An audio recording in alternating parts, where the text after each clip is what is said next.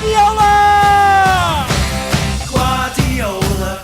Pep Guardiola is once again on top of the world. The Catalan coach won his second treble, and he assured he's not done. The former FC Barcelona manager is ecstatic, but his journey in football was much tougher than most people know, to the point that he wanted to quit on his dream. Ready to get emotional? Here's how Pep built his legacy and became the GOAT of coaches. I'm not moving from this seat. Josep Guardiola's life story doesn't have one of those key moments in which the main character suddenly discovers that he or she loves football. Pep is, and always has been, obsessed with the game. And even though many people think he's from Barcelona, the Blaugrana icon's roots were far from there. Born in 1971 in Santpedor, a small Catalonian town 52 kilometers away from Barcelona, little Josep was the third of 4 kids. Son to a bricklayer and a salesman, Pep grew up in a middle-class environment, and while many assumed he'd follow in his father's footsteps as a construction worker, he just wanted to play football. There was always a surefire way to make him happy at Christmas, and that was to give him a football as a present. He was always with a ball at his feet. Pep's obsession with football was so intense that it wasn't a surprise for his parents when he chose to start playing at an academy level. Guardiola's first step in youth football wasn't at La Masia as you would have expected, even though he was an FC Barcelona fan. Playing for the Blaugrana was still an unimaginable scenario for him. The youngster instead joined Gimnàstic Manresa, a humble side that was closer to his hometown. By the way, did you know that Gerard Piqué bought Gimnàstic Manresa in 2019 and became yet another one of his business enterprises? Did Pep have something to do with this? Some sort of nexus between the two parties? Leave us your opinion in the comments below. Anyways, as you may have guessed, Guardiola's journey with Gimnàstic wasn't long. Soon enough, scouts from FC Barcelona spotted him and knew immediately that the 13-year-old teenager was Blaugrana material. Pep's parents were not particularly eager to agree on sending their young son to the Catalonian capital away from his family. Still, the midfielder's desire was so strong that he managed to convince them. The year was 1984, and without knowing, Barcelona had just signed the person who would build the club's golden era. But as weeks went by, young Josep wasn't feeling as good as he imagined. He was homesick and even wondered if he should quit on his dream. His father Valenti admitted that they weren't happy times for the family either, as they noted that Pep was suffering instead of enjoying. We were certainly very happy at the beginning, but when he used to call up, it was clear that he was missing his family, and his mother used to cry. It was very painful to be apart. It makes us wonder, how many great potential ballers did the world miss due to the difficulties of leaving home at such a young age? Luckily, this wasn't Pep's case. His incredible mindset was wrought at that exact moment. Once Guardiola overcame the logistical obstacles of leaving his hometown behind, he became one of La Masia's best prospects. For those of you who don't watch him as a player, Guardiola was a spectacular central midfielder. Intelligence, vision, passing, positioning, distribution, reading of the game, you name it. Whatever ability you wanted to see in a defensive midfielder, Guardiola could easily execute it. His uncanny potential was only exceeded by his commitment to the club. Anyone could tell that when he made it as a pro, he'd quickly become a team leader. His first chance with the main team finally came in 1990, when Guardiola was only 19 years old.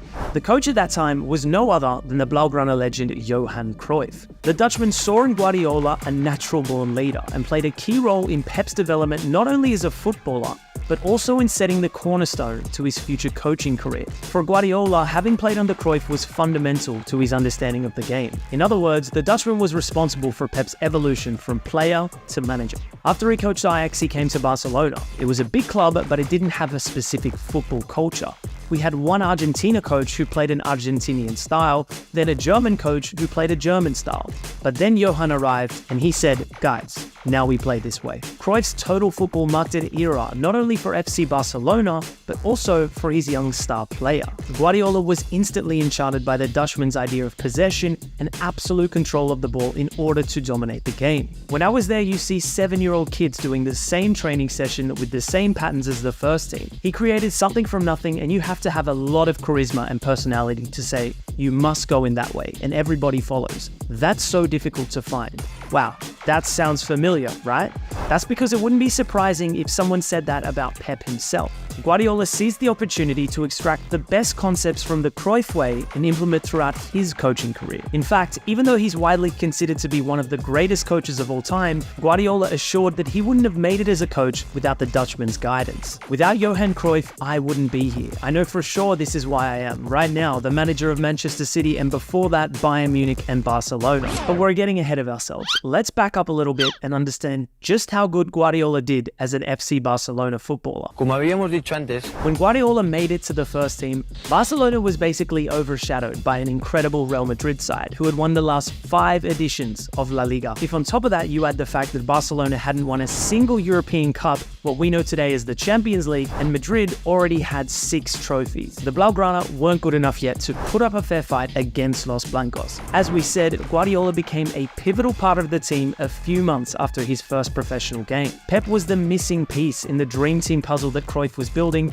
and with the midfielder leading the team's distribution, Barcelona became the best team in the world. Remember we said that Madrid had won 5 leagues in a row? Well, the Blaugrana won the following 4 consecutive seasons. But Guardiola and the Dream Team made a name for themselves in the history books when in 1992 they won the first European Cup for Barcelona. Guardiola played a crucial role in the heart of Barcelona's midfield during the final, orchestrating the team's play in a tightly contested affair against Sampdoria. Keep in mind that he was just 21 years old at the time.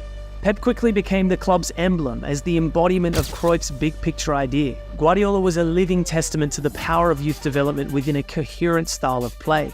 The youngster from Santpedor would heroically represent Barcelona for 11 full seasons, lifting 16 trophies in the meantime. By 2001, a bad streak of injuries and surgeries made it impossible for him to keep up with the expectations, so he went overseas to finish the last few years of his spectacular career. Spells at Brescia and Roma in Italy, Al Ahly in Qatar, and Dorados in Mexico allowed Pep to end his journey as a footballer with dignity. But his journey in football was far from being over. Guardiola used his last season as a player partially to prepare himself as a coach. That's why during his spell in Qatar, he learned how to speak English fluently. But also, when he joined the Mexican League, he seized the opportunity to work alongside Spaniard manager Juan Manuel Lillo. So why is his name important? Well, Pep revealed years later that thanks to Lillo, he learned how a team should work without the ball. Then, the Dorados coach taught Guardiola that a team should have first a strong defensive discipline in order to build a deadly attacking strategy. After retiring from professional activity, FC Barcelona quickly signed Pep as the main coach of the Blaugrana B side. The president, Juan Laporta, was surprised by Guardiola's obsession in analyzing the rivals, even if they were teams from Spain's 4th division. The Catalonian had learned that from the coach he admired the most. Cruyff? Try again. Lillo? Nope, not him either.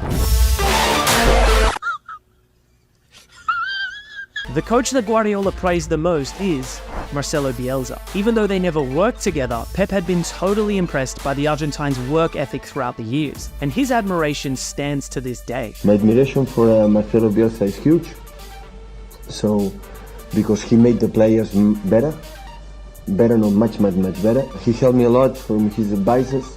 When I am able to speak with him, is always, I feel he want to help me. That's why for me, it's the best coach in the world. Do you agree with Pep? Is Bielsa among the best coaches in the world? Let us know in the comments, and don't forget to subscribe to our channel.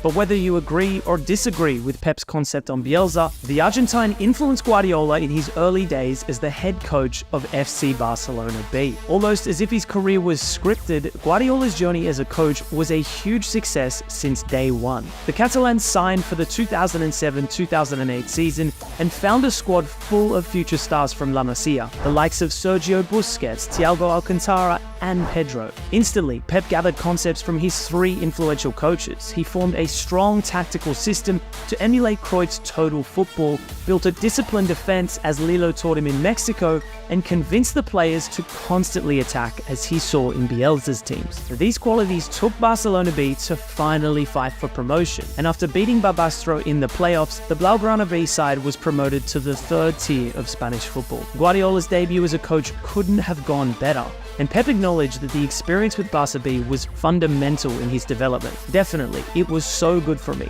It was good because I had a game per week. I had enough time to analyze my process, and no flashes, no media. It was the first and only time in his coaching career when he could work without having the fans and media following every single one of his steps. Still, just 1 year after his signing, it was clear that he was meant for bigger challenges. Barcelona's first team was struggling. 2 years after winning their first UCL trophy, Frank Rijkaard was widely criticized, and Laporta decided to terminate the coach's journey in the club. The president had to appoint a new manager, and Guardiola popped up in his mind. They met, and Laporta expressed his idea to Pep, who defied the president. "You don't have the Pep's reaction was what convinced Laporta, who revealed that the coach was adamant that he would make history. In that moment, he told me that he was going to work hard, and he also said, "I know why you want to bring me as a coach, because you know that if I'm the coach, we'll win everything." There wasn't too much else to say for the president, who understood that Guardiola was the right man to lead the project. A few weeks later, the idol was finally announced as the head coach of the first team. And even though his performance with the B team was fantastic,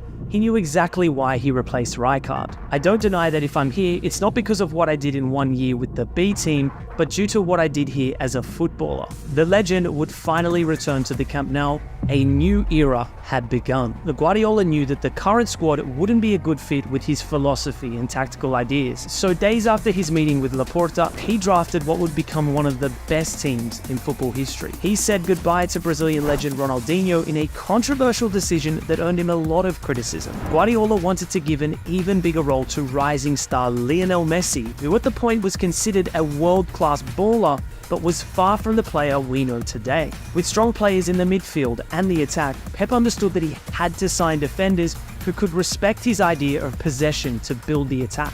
So he went after two guys who had done pretty well in the previous season. UCL winner Gerard Piqué, directly from European champions Manchester United, and Dani Alves, who had won 5 trophies with Sevilla. After easily winning the Champions League playoff, a slow start in La Liga with only 1 point after 2 games brought a few doubts over Guardiola's appointment. But then the unimaginable happened. FC Barcelona started to destroy whatever obstacle got in their way. An indestructible team with Carlos Puyol as the defensive leader, plus arguably the best midfield trio that's ever been formed by Xavi, Iniesta, and a youngster, Busquets, who Guardiola moved to the first team that season, by the way. And the unstoppable Lionel Messi, scoring almost in every game and assisting veteran phenomenons Thierry Henry and Samuel Eto'o. Some projects need time to start bringing results, but Guardiola's Barcelona had an instant impact. They won 19 out of their following 20 La Liga games, including Pep's first El Clasico as a coach. Things couldn't be going better, but when it comes to European giants, the fans demanded titles, and the second half of the season would define if Pep was a success or a failure as the head coach. Not even the most optimistic fan could have imagined what Guardiola and his lads would achieve that year. As you may have guessed, Barcelona easily won La Liga, but also humiliated Real Madrid by beating them 6-2 in the Santiago Bernabeu. Meanwhile, the team's confidence in the Champions League was growing at every step. After leading the group stage, they faced 7 times in a row French champions Lyon, who succumbs after a spectacular 5-2 defeat at the Camp Nou. Bavarian giants FC Bayern were next, but a wonderful Messi took care of them. The first leg ended at 4-0, which made a second leg almost unnecessary. But in the semi-finals, Guardiola and the Blaugrana almost saw their dream fade away. Chelsea was awaiting, and a sensation of revenge after the 2006 scandal surrounded the whole game. After a goalless draw in the first leg, the ticket to the final would be decided in Stamford Bridge. The English side were the first who managed to control Pep's team the whole season, and were seconds away from reaching the final, when an unforgettable shot from Iniesta silenced the blue side of London. Thanks to away goals, Barcelona was once again in the Champions League final. By that point, fans, media, and why not Pep himself wondering, can Barcelona actually reach the treble? No Spanish team had achieved it so far, but after winning La Liga, they destroyed Athletic Club to lift the Copa del Rey trophy. There was just one remaining game to complete a perfect season, the Champions League final. Title defenders Manchester United were the last obstacle at the Olímpico Stadium in Rome. Barcelona dominated the game, and Eto'o scored the opener after only 10 minutes. Without controlling the ball as Pep would have wanted, the Blaugrana almost didn't suffer. And 20 minutes before the final whistle was blown, Messi secured the tie with an incredible header that left Van der Sar still witnessing greatness. Barcelona and Pep made the impossible possible. They won the treble, and with only 2 years as a coach, Guardiola was already considered the best in the world. Barcelona, as we said, was the first team from La Liga to win the treble. But some clubs like Ajax or Man United the year before had also reached the Triple Crown. Heck, even Celtic reached a quadruple in 1967. So for Guardiola and his squad, the question was simple: how do you exceed a treble? The answer: by winning every single possible club trophy. The Blaugrana started the 2009-10 season by beating Shakhtar Donetsk and Athletic Club to win the Spanish and European Super Cups. Oh, and we forgot to mention that the coach chose to let Eto'o go and signed Zlatan Ibrahimovic to replace him. Talk about increasing the quality of the team. Anyway, the only remaining title pending for Pep's Barca was the Club World Cup. Perhaps that's why, after winning it, Guardiola bursted out in tears. Contrary to popular belief, it wasn't easy for Barcelona to win the Club World Cup. In fact, Argentine side Estudiantes was winning the final until the 88th minute when Pedro scored the equaliser. A chess score by Messi in extra time gave Barcelona what no one had achieved before: 6 tournaments, 6 titles. Nothing and no one seemed to be able to beat Pep's dream team. But soon enough, their nemesis would show their face. Despite losing to Sevilla in the Copa del Rey round of 16, Barcelona's performance was undeniable. They managed to win La Liga despite facing Real Madrid with their new star signing Cristiano Ronaldo. Their wildest dream still was to win back-to-back UCL trophies, but their biggest goal would find its end in the hands of Inter and their Portuguese coach. You know, the guy who said that Barcelona didn't deserve to win the 2006 Champions League. The special one, the one and only Jose Mourinho. I'm sorry, I'm a bit arrogant. Please don't call me arrogant. Guardiola had already had the pleasure to face Mourinho in the group stage, but they were now facing each other in the semi-finals. The total football plus possession masterclass from Guardiola clashed against the wild Catenaccio foul and counter-attacking strategy from Mourinho, and the Portuguese came out victorious. Sana all. The first leg was exactly as Mourinho planned, with the Italians closing all the paths and beating Guardiola's squad 3-1. The 1-0 victory in the second leg was not enough for Barcelona. The scene was heartbreaking, and Guardiola had to witness Mourinho's epic celebrations at the Camp Nou.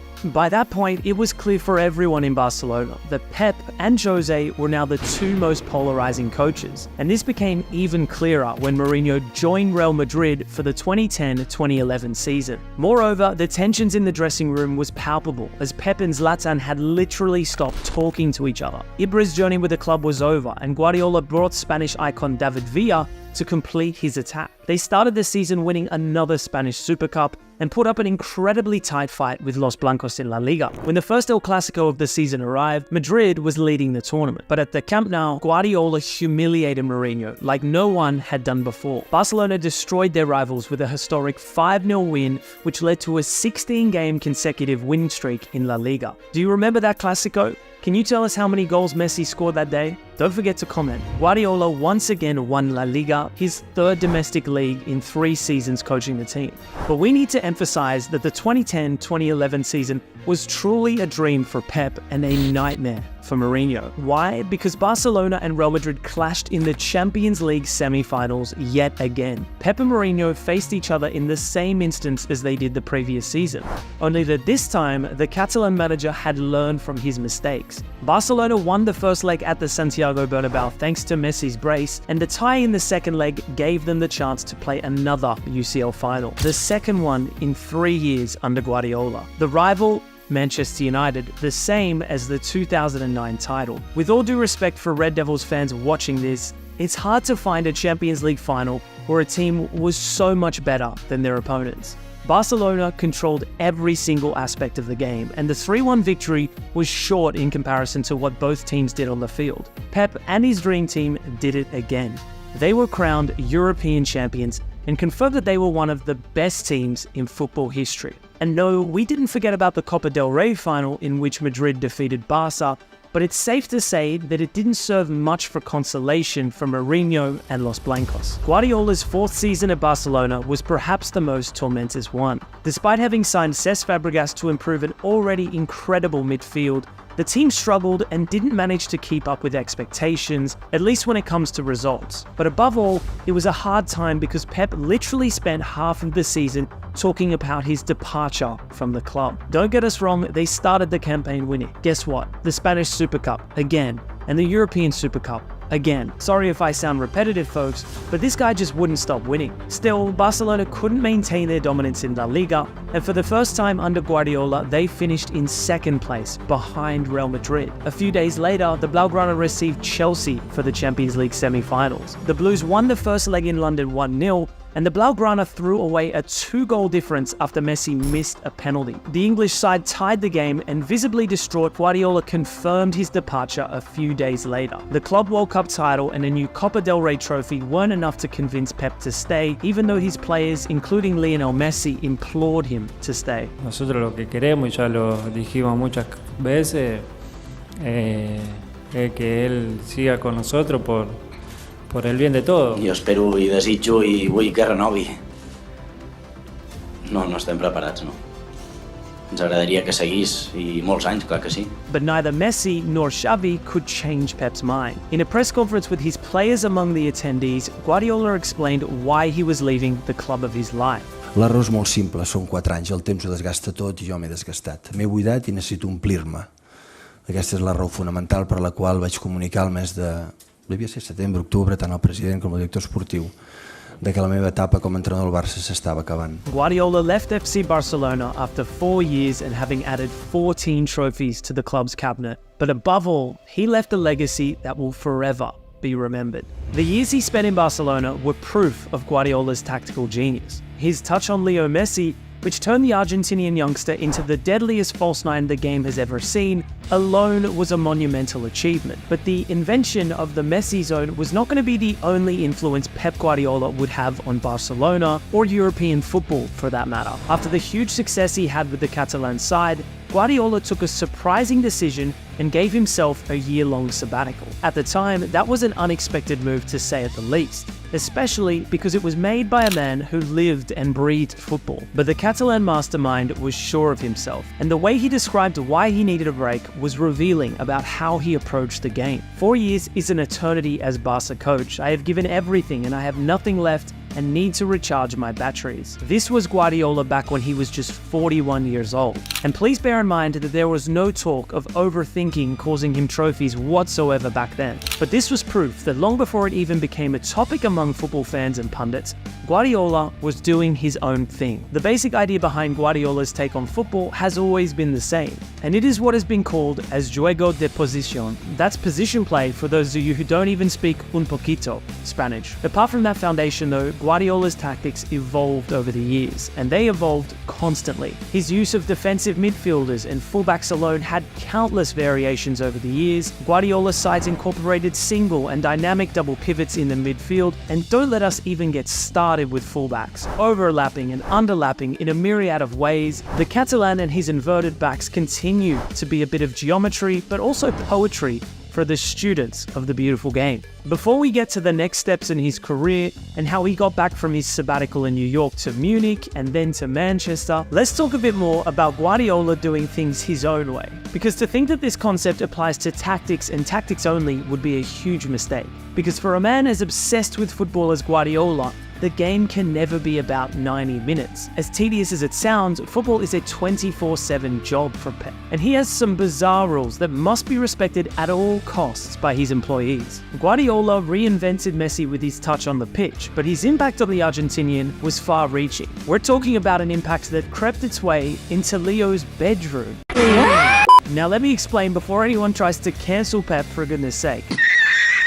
During Guardiola's reign at Barcelona, Messi was practically walking on water, and as crazy as it sounds, the young man would almost never get injured. While some thought this was the football gods intervening when necessary to keep the prodigious player on the pitch as much as possible, Samir Nasri argued that the secret to Messi's stability and longevity was elsewhere. Wait for it.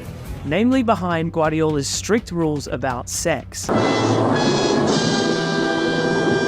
Talking about his brief experience with the Catalan on his early days in the Man City dugout, the Frenchman said this to the absolute surprise of everyone on the planet. On a day off, Guardiola told us that anyone who wanted to have sexual relations should do so before midnight because they tend to have a good night's sleep. He said he did it with Messi, and since then, he hasn't had a muscle injury. You know where the colloquial word for sexual intercourse comes from? fornication under the consent of the king. But in that sense, the consent comes straight from Pep, according to Nasri. More than ever want to stay that. You would be wrong to think about Pep Guardiola as a coach and a coach only, because given the time he spends tinkering with every single detail about the game and his players, the Catalan is more like an all-seeing eye, dealing with so much more than tactics. And that includes who eats what, when, where, and how much. Don't believe me? Listen to what Gaël Clichy has to say about it. Guardiola, c'est quelqu'un qui aime son équipe.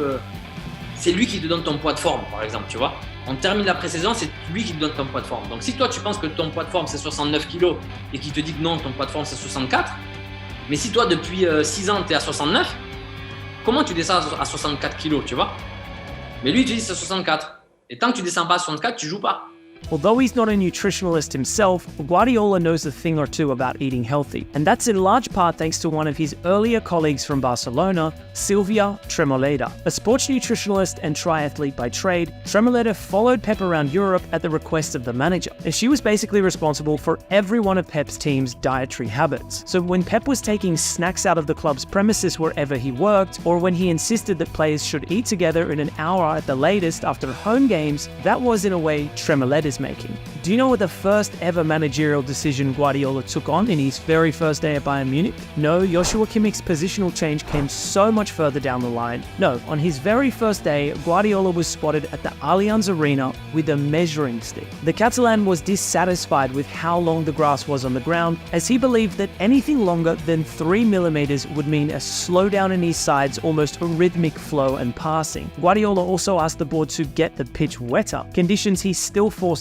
upon his Mancunian side. Pep Guardiola is a notoriously tough man to please. According to the Catalan, no player is perfect, apart from Leo Messi of course, and every single player needs to give 100% of the time. Even though this has been talked about a lot in relation to Joao Cancelo's exit from his Man City, Guardiola was clear about his attitude towards players with bad faces a long time ago. Back in 2017, the Catalan went on record and said, "You cannot create something when people who are not playing regularly are creating problems. Bad faces, bad behavior from those guys. When that happens, forget about it. You cannot stay if it happens." Yikes. No messing about with Guardiola. Pep Guardiola's sides play a commanding style of football 99% of any given season, and regardless of who he's facing, the Catalan wants to dominate the game. Whether it's the Champions League against Europe's best, or the first round of the FA Cup against a side whose talent pool is a droplet compared to the ocean at Pep's disposal.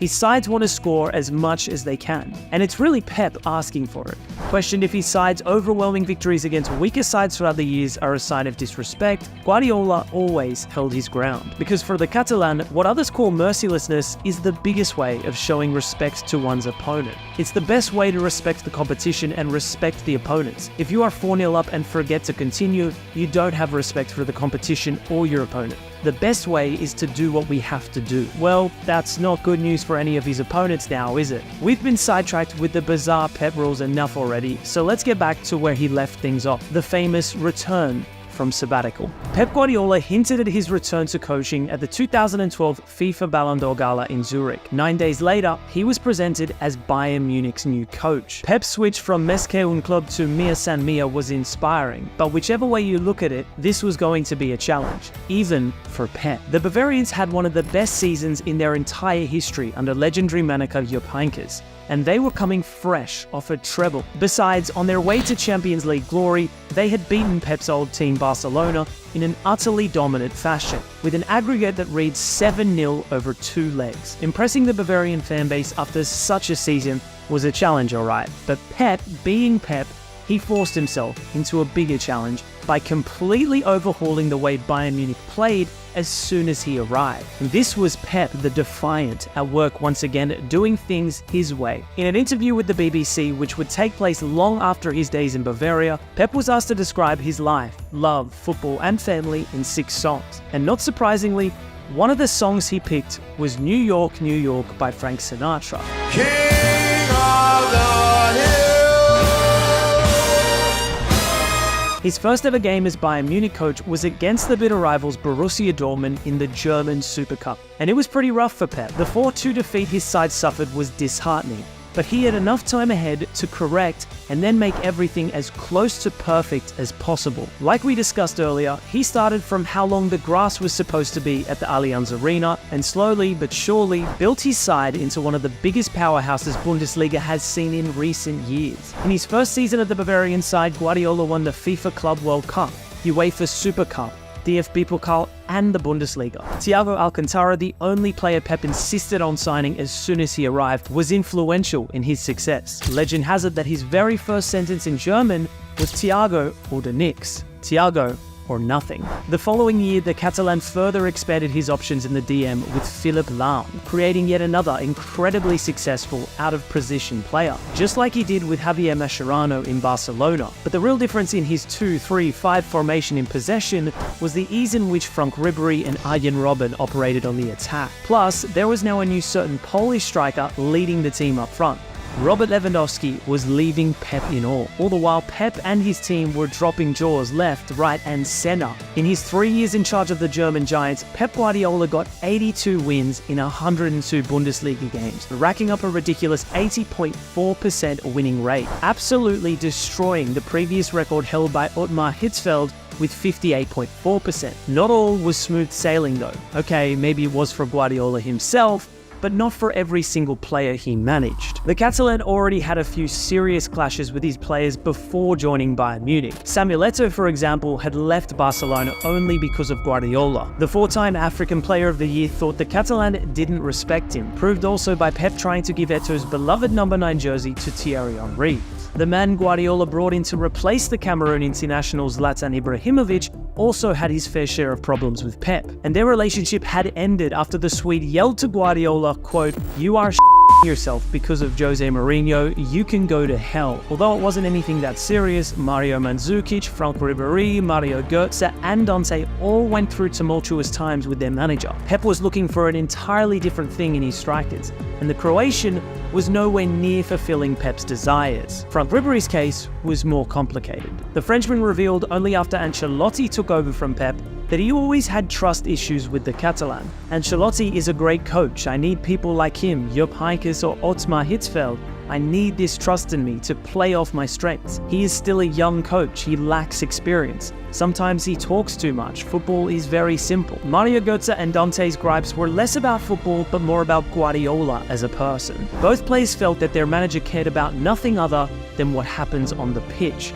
Götze even went as far as saying, Guardiola didn't have much empathy, and empathy is part of being a world-class coach. Despite the quintessential ups and downs with some of his players in Munich, when he said of Wiedersehen to Germany, Pep had racked up 7 trophies, including 3 consecutive Bundesliga titles. But when talking about his experience in Germany, he was going to say that it was a failure. Clearly a dig at people who called him that, since he didn't get to repeat the treble his predecessor achieved. Around the same time, Pep not winning the Champions League was already a meme for so many people. There was truth behind the jokes and this narrative about him being cursed for so many people. Guardiola winning the big ears was out of the question without a certain Leo Messi. Although he did prove otherwise. He needed some time, a few more clashes, and a lot of resources. On February 2016, Manchester City's board announced that Manuel Pellegrini will leave the club at the end of the season to be replaced by none other than Pep Guardiola. The very man that was hunted by both Chelsea and Manchester United, the Catalan had more must-haves in his initial transfer list compared to what he had in Munich. That didn't pose a single problem though, as his new employers not only had the resources, but also the desire to go all in to achieve success in European competitions. Pep's first transfers were Ilkay Gundogan from Borussia Dortmund, Nolito from Celta Vigo, Leroy Sané from Schalke, and John Stones from Everton. These were not the only names included in the squad though. Like he did in Munich, Guardiola was building things from the ground up to suit his playing style. That's why Joe Hart, a previous fan favourite and the man between the sticks for the Three Lions, was cut immediately from the team. Guardiola had convinced the board that for them to play the way he intended to, a goalkeeper needed to have impeccable ball-playing skills. When the man he brought in from Barcelona, Claudio Bravo, didn't do a good job either, he brought his current keeper, Ederson, in. That was going to be a recurring theme. The owners of Manchester City were 100% behind their new manager, and they were willing to spend as much as they needed to please him. Although it looked like he could repeat what he did in Munich and win the league and the local cup in his first ever season in Manchester, Guardiola's 10-game winning streak from the opening week onwards ended, and then it all went haywire. Guardiola had the longest winless streak of his managerial career with 6 games in what ended up being the only trophyless season of his entire career. And then, well, it's not that easy to explain, but let's just say that Guardiola went full Guardiola. His first ever trophy for Man City was the League Cup, a trophy he won 4 years in a row. The second season was also the year the Citizens became the Centurions. His record-breaking Premier League winning 100-point season saw him extend his contract. It looked like his stay in Manchester was going to be much longer than his previous ones in Barcelona and Munich. While Man City were being haunted by financial fair play rules, and Guardiola himself was being accused of having problems with African players by Yaya Toure, what happened in and around the pitch mostly stayed intact. Guardiola kept on winning and dominating the Premier League. Apart from a single season where his side was surpassed by Liverpool, nothing stopped Pep and his men. His ever-growing and ever-so-expensive squad was a force to be reckoned with. But there was one little problem: the Champions League. Despite coming really close to winning it in 2021, the Catalan had once again switched the overthinking mode on against Chelsea in the final. And the price of not paying a DM, or playing Ilkay Gundogan as a DM, was losing. It took 2 more years of domestic success. Big signings like Jack Grealish, who set the record at the time for the most expensive transfer in Premier League history. And other key additions like Ruben Diaz and a certain Norwegian to change the course of history. Back in June 2023, Guardiola and Man City were crowned UEFA Champions League winners, realizing a historic continental treble for the club. As of today, Pep Guardiola has 14 major honors in his 7 seasons with the Citizens, and unlike his 2 previous experiences, he doesn't look like he wants to stop. You may think he is arrogant and maybe a bit obsessed with the game, alright, but regardless of your take on the man, nothing can change the fact that Pep Guardiola is one of, if not the greatest, managers of all time. Not just because of his ever-expanding trophy list, but simply because of how he constantly changes the way the game is played. So what do you think about Pep's legacy? Do you think he is the greatest of all time? If not, who is your greatest manager of all time? Be sure to let us know below. Guardiola's nemesis has had a name for quite some time. As Pep emerged as football's new big thing, Jose Mourinho was ready to become his public enemy. So have you seen Oh My Goal's video on the Special One's career? You'll be surprised, believe us. Stay tuned for more spectacular football stories, and as always, thanks for watching.